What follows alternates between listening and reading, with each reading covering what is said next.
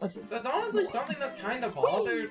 That's honestly something that kind of bothered me ever since I was a child. Once you get the first star in this world, the submarine goes away, and like we're really jumping ahead here with Mario 64, and I'm also just talking about the credits and technically not the ending. Don't the credits show a grayed out star, but the sub is still there? I think.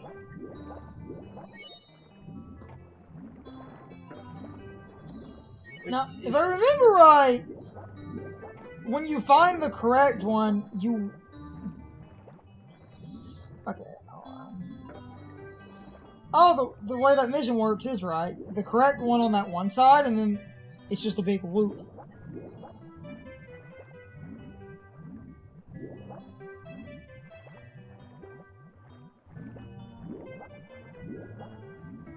Yeah. 3. And then 4 is in the center. I know where the 4th one is. It's by the fucking tornado, and it's a big placement.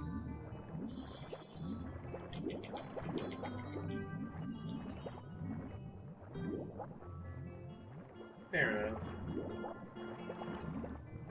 I know where it... I didn't want to approach from the...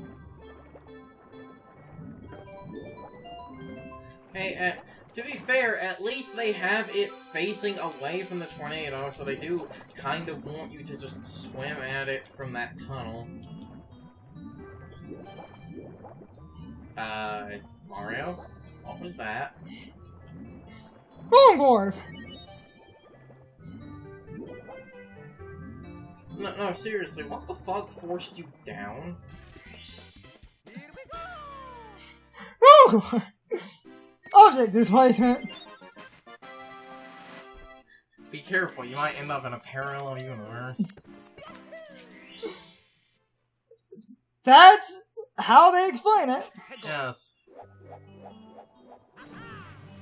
Hey, I don't know what the fuck we're talking about. Simply, in simple terms, in speed running, and this only matters to speed running, outside of every level is red coin, so I might as well get the outside 100.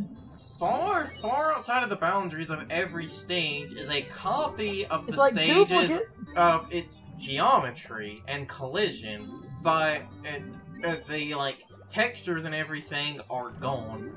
So it's basically an invisible version of the stage, but everything still has collision.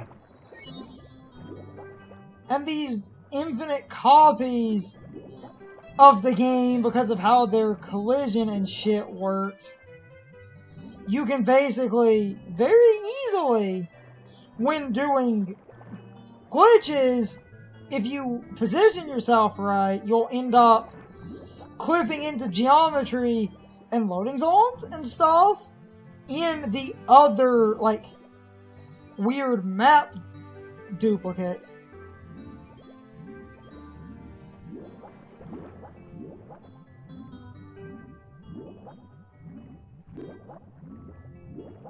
This isn't that bad of 100 coins, honestly. You just need to remember where... Well, this level's basically a giant hole. I don't think there are coins at the top. This level is basically a giant water hole. There kinda can't be.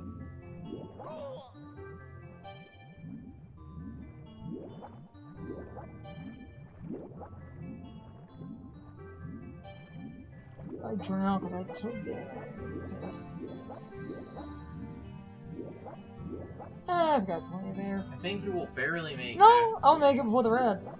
Oh, wait, yeah, because they get the gap here. Yeah. That's actually smart game design. That's really smart design. So, yeah, you're gonna have to basically get all the coins in here, and I have no idea how the hell that's going to be feasible. Oh, wait. Oh, actually, sub's still here. It only goes away when you beat Bowser. It's not after the first mission, so it actually... No, I'm pretty sure it's after the first mission, but maybe Shindo... made it to where you, like, it's after you beat Bowser, or it now actually stays because they realize the first mission actually becomes uncompletable after. I never. Don't know why this is here. Who cares? Keep going.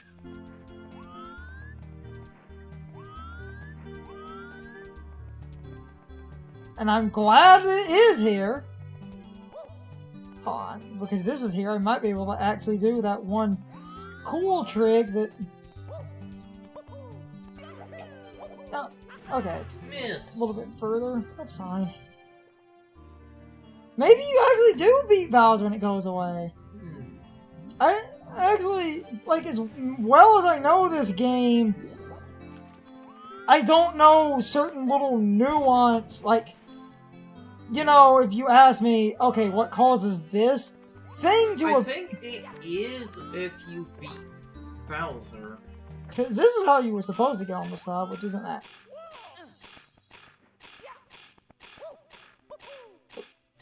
Damn it. The problem, though, is I don't remember where the goddamn, like, crane is, because I need...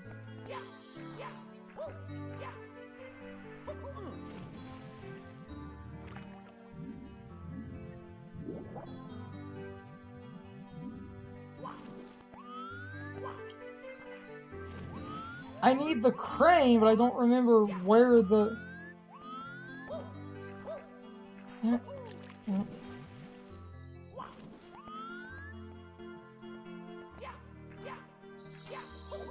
Damn it, damn it, damn it, damn it, damn it. I don't remember where the fucking crane starting point is.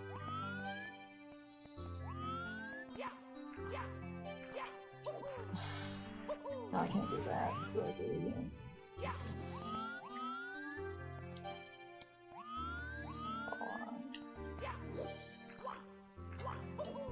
That fixed it. Where? Oh my god. What? Oh my god. What? Oh. Oh, that's fucking stupid. What? Oh, that is stupid. Because I just remembered something about the reason the submarine goes away is to put those cranes. Oh. So I think I do have to go beat Bowser, but... So we actually can't get 100 points for now, so let's fucking forget it. Then we'll do some other shit. Then I'll just get some of the other mission types.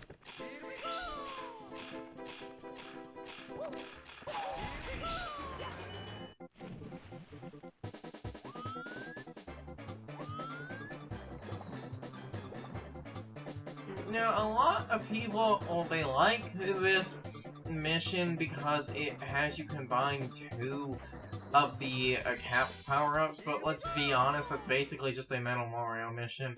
And that's why for the DS version, they were like, fuck it, and just made that a Wario star. Right? No, it's a Luigi star. It is? Yeah. You still need the Vanish Cap. So, what, you just swim through the crate? Yeah. Huh. I guess we'll do this and see if the sub goes away. I'm pretty sure it will. So that would actually... Damn it. Damn you and your slip, Mario. Damn you.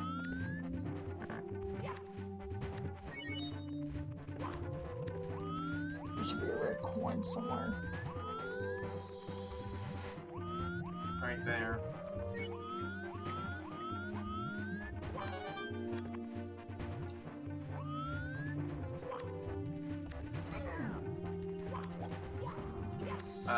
Game?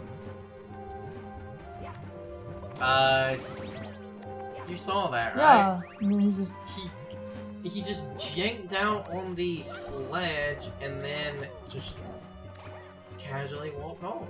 Yep. Ah, that is a little bit tight. You can do a cool little skip, but if you time it wrong, he'll dive. You have to like jump and like. Isn't there a red coin There's over there anyway? it's at the top. It's not on. The red coin is on that thing. So taking this path leads to the same area if you do the. See? It's on those.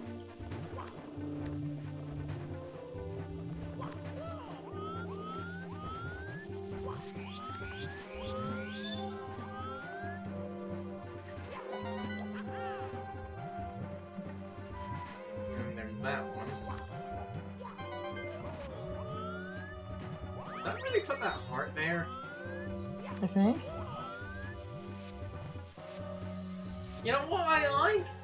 When games do shit like that, because like you're being nice and aren't forcing the player to take damage, but it's like at the same time, if you have to put a heart there to, you know, kind of patch over the bad design, maybe just don't. Maybe just don't make the player suicide for a red coin. If you have to give the player healing because you recognize they were going to take damage for this red coin, maybe you should move the placement of said red coin. That's not how men work.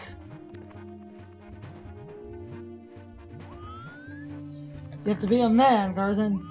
To be a man, you must have honor and a penis. And yes, that dumb crop trick works. Don't you know? Green peppers taste like crops, Little man. Duh! Everybody knows that. And there's a red coin. And now... Well, that worked in a different way. Just as I planned, Carson. Ah, damage boost. I knew that one! Okay, no, I made that joke, but don't people actually, because of the lava in this stage... Oh, it didn't happen! Alright. Because, and this goes back to what that one guy was saying. And away he goes. When you got those coins, it would dip the frame rate. Huh. This version of 64... Oh, but it's just a lazy ROM dump.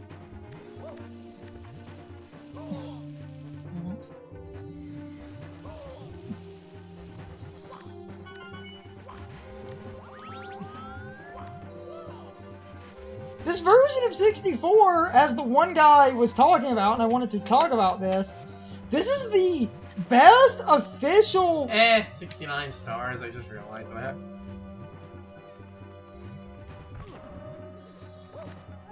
Red coins right there. Oh, but... Oh god, oh god, oh god, oh god. Whew. Then you need to get up to the top. Damn it. And reaching the top in this version is awkward as fuck. How do they actually want you to do? Do they want you to wall jump here? You have to, like, you can triple jump or you can... you're trying to line him up for a side flip, which is really hard to... He does that stupid... There. That. You do that. And now that... Now long jump might actually... yeah, just enough height. Yes. Sweet. You can also And now if we fucking choke, we're going to keep it. Oh shit, 70! We can beat the game now.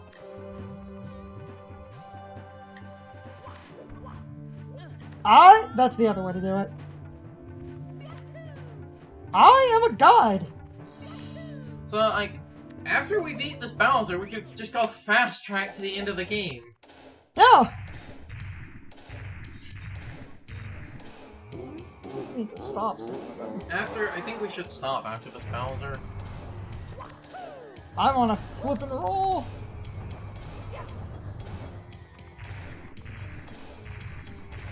I mean, I'm not the best Mario 64 player, but I know the game... Damn it, Bowser. also one of my favorite Bowser things, because he can teleport, which is...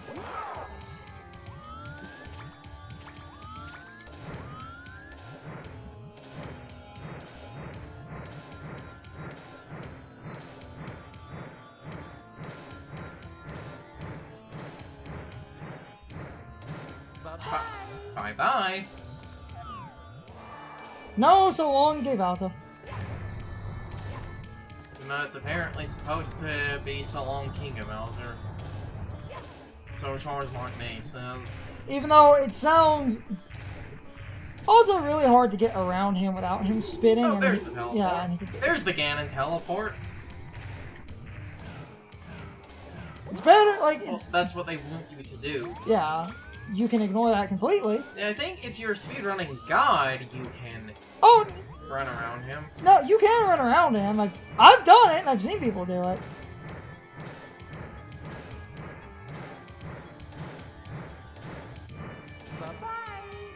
Fucking seriously.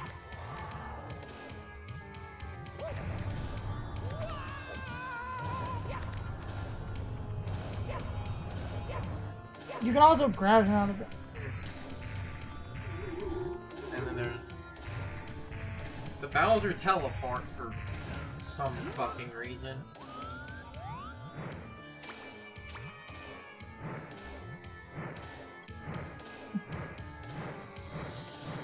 I've never good at these boss fights. I can't time it because the timing isn't exactly what you think it is.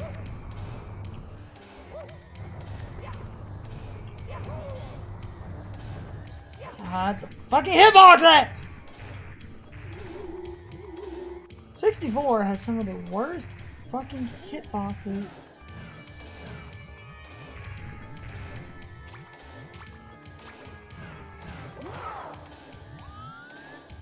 I suck at the boss fights because this is just a janky mechanic. Because it doesn't time at all how you think it does. You have to like... Okay, there's one. He is one. Oh, wait. This isn't... Oh. So it's 1, 1, and then 3? 3, yeah. Why is it not 1, 2, 3? That's the... Everyone thinks that.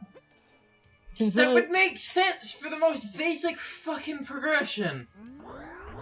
We have our first Bowser fight is 1 hit. So the second one, it's 2 hits. So then the last one should be 3 hits. Ah, damn it. We'll stop soon. We should stop. We'll stop soon.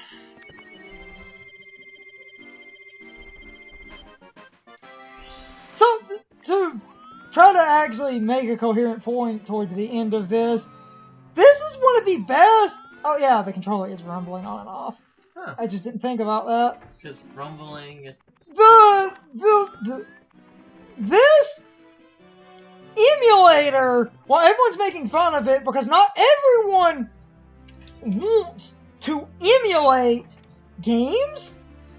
And like the one guy was saying, where emulators are technically illegal, so this is like one of the best official releases of this game, and we can stop in a minute.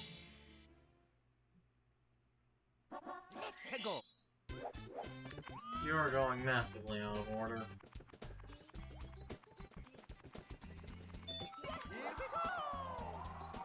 I want to do the one fucking speedrunning trick that I know how to do. Blow them up. Now, I haven't positioned this in a long time. This is a stupid easy trick. Okay. A little bit off. If you're trying to hit it from the top, can't people just jump and clip in through the bottom? And that is why the DS version... For the wall, there. There we go! 2 tries. Can't you, like, triple jump and kind of clip through that? We should stop. Yes, we should. We should! We definitely should. Especially because, wet, dry world. I mean, look at, like, the face of the enemy on this portrait, even he looks depressed to be here. But I can cheat most of Wet Dry World. I do need to stop, and I've roughly talked about this, but for that stupid Mario, like, iceberg, Mario 64 iceberg thing, it was like, Wet Dry World fatigue was a thing on there, and someone made a video about that. They were like, this is the one thing I will actually kind of give this post. I don't understand why, but when I do play this level, like they said, it just feels not fun and they don't enjoy it. I would assume the reason is, one, I feel this stage is already kind of not the best, and two, is this being course 10, if you sit down and 100% marathon the game like we're doing, and if you also go in chronological order instead of just picking stages and shit at pure random, the Wet Dry World is going to feel a lot harder because it's a course 10. So if you sit down and marathon the game, no, wait, it's not course 10, it's 9? Because 10 is Snowman's Land. Oh, it's 11. Yeah, so it's even a longer. So yeah, you would have done Snowman's Land before this.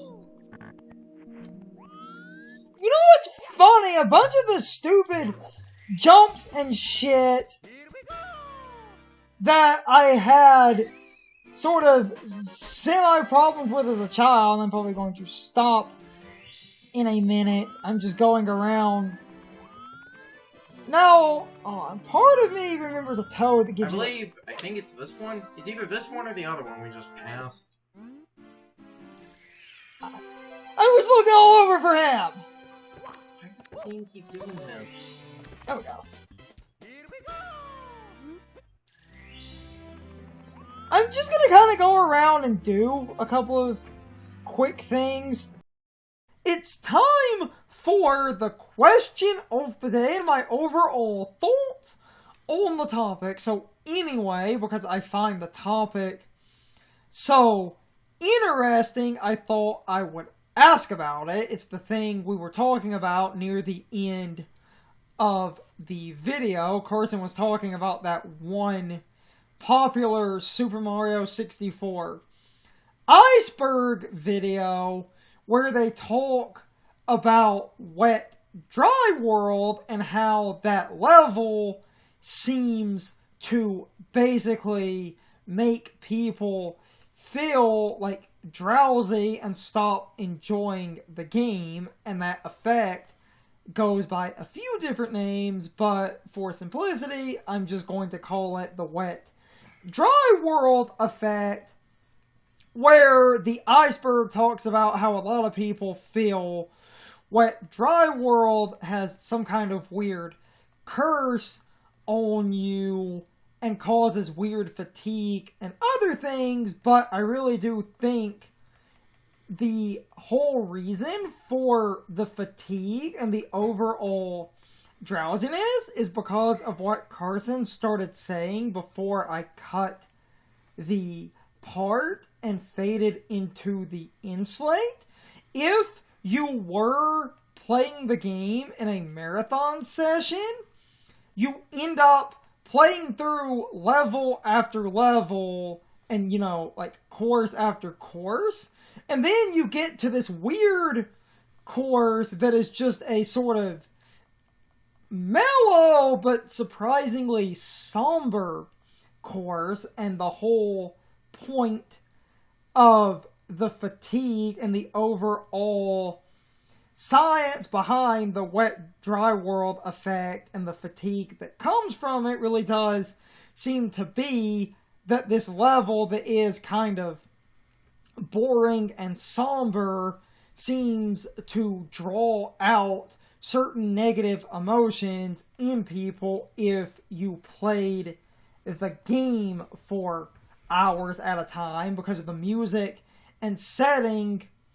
is very somber. I'm not going to say dark, because there's nothing inherently dark or sinister, but it is just this kind of weird surrealism of a course that is just kind of drab and empty, and the music is also kind of haunting. So after hours of playing the game, that course, because of just how bizarre it is, seems to cause people to have serious fatigue, because I will be that guy. While I don't really hate the course, I do think some of the missions are kind of boring and incredibly easy for a course this deep into the game, and it's been well documented that the skybox is using an actual real-life photo, and the human brain has that weird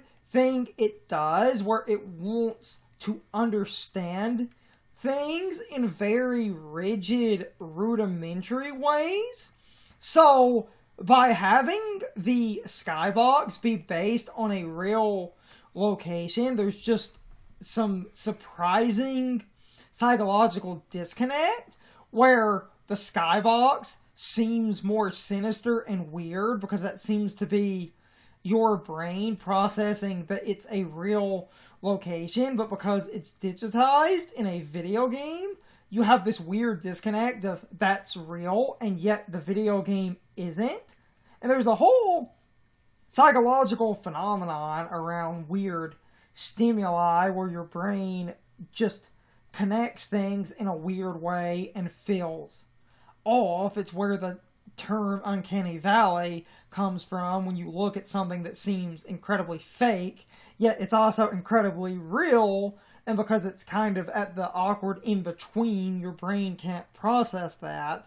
So I think the entire thing behind the weird phenomenon that makes Wet Dry World seem to drain the life out of people is the fact that, like Carson was saying, the course is just kind of boring, but it's just weird enough with the music being kind of low tempo and sounding off, and the whole skybox being a real location and also seeming off, and then you just have this weird emptiness in the one fake town area that you get to through the secret tunnel also makes people feel something is off, because that is just human nature of your association that a town should be vibrant and full, and yet there's this like town underwater that's incredibly empty, and also because it's contained within a weird area underwater and is surrounded by walls, seems kind of fake, like it's a diorama, except it's then a life-size diorama when compared to Mario, so your brain just wants answers to questions of why is this here, and you start thinking about this too deeply, and then this entire level that has nothing sinister in it just breaks human comprehension, so you then, feel stressed for no reason, and I'm kind of laughing, but that's just human nature. I need to stop rambling. You can leave your thoughts, opinions, and answers in the comments, or you can leave them on social media. All of my social media links, as well as my Discord links, are in the video description. Now, as always, I need to be a shield for a minute. If you subscribe to the channel, and if you follow me on social media, that really helps our communities grow. But anyway, I hope you all enjoyed the video, and I hope I will see you all next time. So as always, good morning, good afternoon, good evening, or good night, everybody. I hope you come back someday. See you later.